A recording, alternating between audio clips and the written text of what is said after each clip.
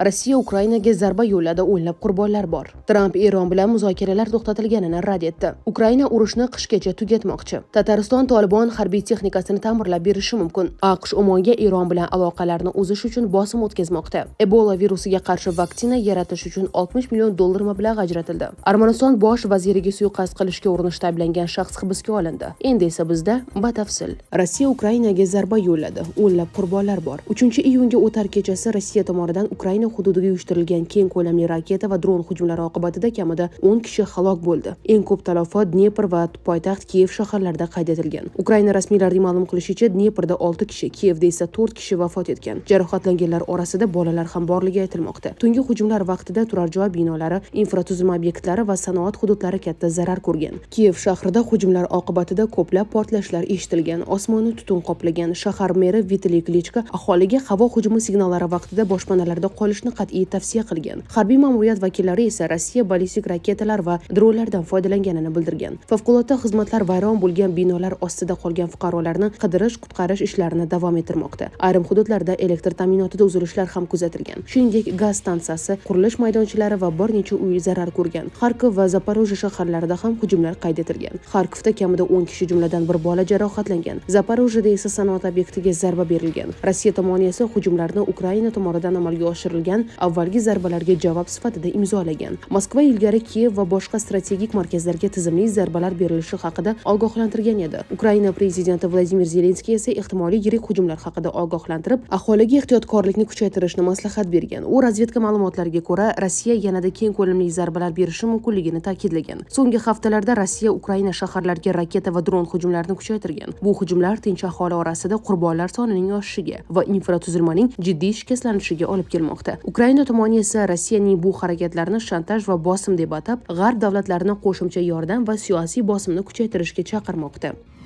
Tramp Eron bilan muzokaralar to'xtatilganini rad etdi. AQSh prezidenti Donald Tramp Eronning Washington bilan muzokaralari to'xtatilgani haqidagi bayonotlarni rad etdi. Uning ta'kidlashicha, Tehron bilan muloqot hali ham davom etmoqda. Bu haqda u o'zining Truth Social ijtimoiy tarmog'ida ma'lum qildi. Eron Islom Respublikasi bilan muzokaralar juda tez sur'atlarda davom etmoqda deb yozdi Tramp. Shuningdek, u NBC News telekanaliga bergan intervyusida Eron tomoni AQShni muzokaralar to'xtatilgani haqida xabardor qilmaganini aytdi. Menimcha, biz haddan tashqari ko'p gapirdik. Ba'zan sukut saqlash eng yaxshi yechim bo'lishi mumkin, deydi AQSh prezidenti. Trampning ta'kidlashicha, hatto muzokaralar to'xtatilgan taqdirda ham bu AQShning Eronga qarshi harbiy zarbalar berishini anglatmaydi. Biroq u Hormuz bo'g'ozidagi Eron portlariga nisbatan joriy etilgan cheklovlar saqlanib qolishini bildirgan. Avvalroq Eronning Tasnim agentligi Tehron va Washington o'rtasidagi bilvosita muzokaralar vaqtincha to'xtatilganini ma'lum qilgandi. Agentlikka ko'ra, bunga Isroilning Livandagi Hizbulloh obyektlariga bergan zarbalari sabab bo'lgan. Eron rasmiylari ham hozircha AQSh bilan urushni yakunlash bo'yicha yakuniy kelishuvga erishilmaganini bildirgan.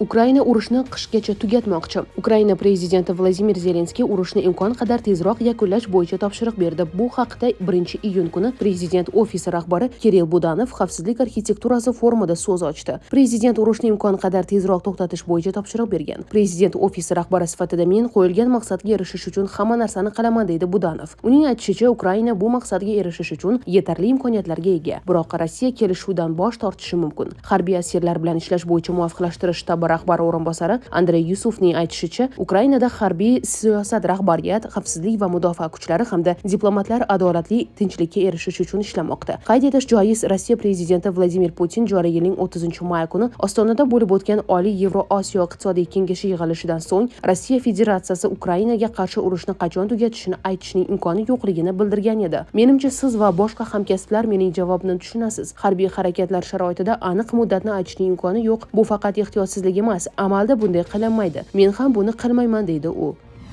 Tatariston Tolibon harbiy texnikasini ta'mirlab berishi mumkin. Tatariston kompaniyalari Afg'onistonda Tolibon ma'muriyati tomonidan foydalanilayotgan harbiy va og'ir texnikani ta'mirlash, qayta tiklash hamda ularga texnik xizmat ko'rsatishi mumkin. Ma'lum qilinishicha, Rossiyaning Afg'onistondagi savdo markazi rahbari Habibulin Tatariston kompaniyalari Tolibon ixtiyoridagi Rossiyada ishlab chiqarilgan texnikalarga ehtiyot qismlar yetkazib berish, servis markazlarini yo'lga qo'yish hamda xizmat ko'rsatish tizimini qayta tiklashda ham hamkorlik qilish mumkinligini bildirgan. Uning aytishicha, hamkorlik doirasida afg'on mutaxassislarni o'qitish uchun maxsus markazlar tashkil etish, shuningdek Rossiya va Tataristonda ishlab chiqarilgan texnika uchun rasmiy dilerlik tarmoqlarini yaratish ham rejalashtirilmoqda. Ma'lumotlarga ko'ra, Afg'onistonda hozirda Rossiyada ishlab chiqargan texnikalarning katta floti mavjud bo'lib, ular orasida 100 dan ortiq Mi-17 vertolyotlari, 30 mingdan ziyod KAMAZ yuk mashinalari hamda 2000 ga yaqin boshqa og'ir transport vositalari bor. Bu tashabbus Rossiya va Tolibon ma'muriyati o'rtasida harbiy texnik hamkorlik to'g'risidagi kelishuv imzolangandan so'ng yuzaga chiqqan. Mazkur kelishuv joriy yilning 27-may kuni Moskvada o'tkazilgan Xalqaro xavfsizlik forumida imzolangan bo'lib, hujjatni Rossiya Xavfsizlik kengashi kotibi Sergey Shoygu va Tolibon mudofaa vaziri Mulla Yoqub Mujohid imzolagan. Mujohidning Moskvaga tashrifi chog'ida Rossiya bilan hamkorlikni rivojlantirish Tolibon uchun muhim ekanini ta'kidlab, ikki tomon o'rtasida tarixiy aloqalar mavjudligini va kelgusida hamkorlik yanada kengaytirilishini bildirgan.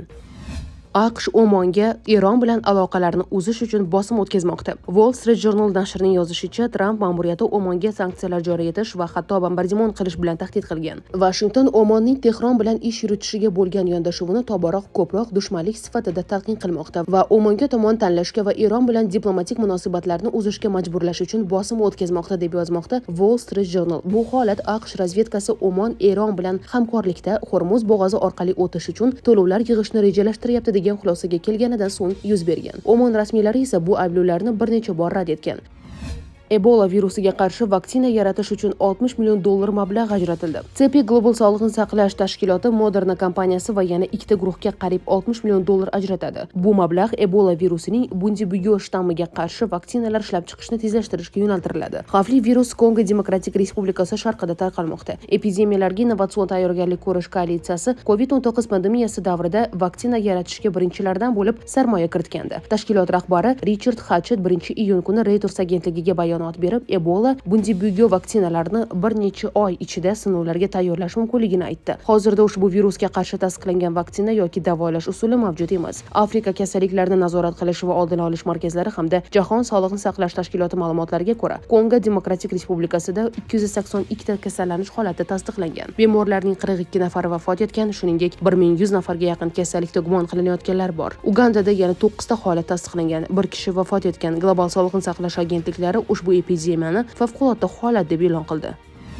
Armaniston bosh vaziriga suiqasd qilishga urinishda ayblangan shaxs hibsga olindi. Armaniston bosh vaziri Nikol Pashinyanga suiqasd uyushtirishni rejalashtirgan Miger Mirzayan hibsga olindi. Bu haqda mamlakat tergov qo'mitasi matbuot xizmati ma'lum qildi. Ilgari dastlabki tergov davomida Armaniston bosh vaziriga qarshi suiqasd uyushtirish rejasiga aloqador shaxslardan birining shaxsi aniqlangani haqida xabar berilgan edi. 2024-yildan buyon xorijiy davlatda yashab kelayotgan Mirzayan va kamida 4 kishidan iborat guruh Armaniston bosh vazirining uning siyosiy va jamoat faoliyati bilan bog'liq holda noqonuniy ravishda o'ldirish niyatida noma'lum mablag'larni qo'lga kiritgan va jinoyatga tayyorgarlik ko'rgan degan asosli shubha aniqlandi. Xabar qilinishicha, ular himoya vositalari va niqoblar taqib Pashinyanga qaratilgan tahdidlarni o'z ichiga olgan video xabarni yozib olib tarqatgan. Ular shuningdek saylov kampaniyasiga to'sqinlik qilishgan. Miger Mirzayanga nisbatan Armaniston jinoyat kodeksining 43-155-moddasi, ikkinchi qismining 1 va 8 bandlari bir guruh shaxslar tomonidan davlat va siyosiy faoliyatni amalga oshirish munosabati bilan qotillik qilishga tayyorgarlik ko'rish, shuningdek 211-moddasi, ikkinchi qismining 2 va 5 bandlari bir guruh shaxslar tomonidan boshqa yo'llar bilan saylovoldi tashviqotiga to'sqinlik qilish bo'yicha ommaviy jinoiy ish qo'zg'atildi.